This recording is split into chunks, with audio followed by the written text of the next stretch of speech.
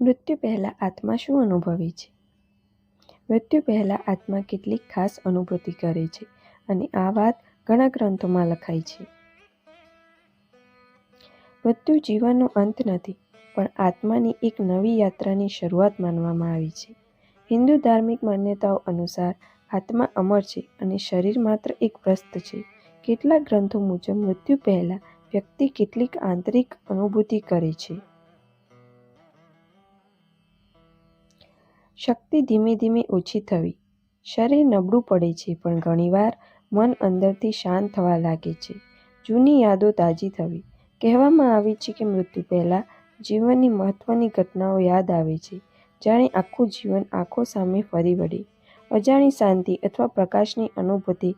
કેટલાક લોકો અંતિમ ક્ષણોમાં અંદરથી શાંતિ અનુભવે છે અને આત્માની તૈયારી માનવામાં આવે છે. પરંતુ આ સમજવું પણ જરૂરી છે કે દરેક વ્યક્તિનો અનુભવ અલગ હોઈ શકે. આધ્યાત્મિક અને વૈજ્ઞાનિક બંને દૃષ્ટિએ મૃત્યુ એક કુદરતી પ્રક્રિયા છે. મૃત્યુનો ડર નહીં, સારા જીવનનો સંકલ્પ રાખો.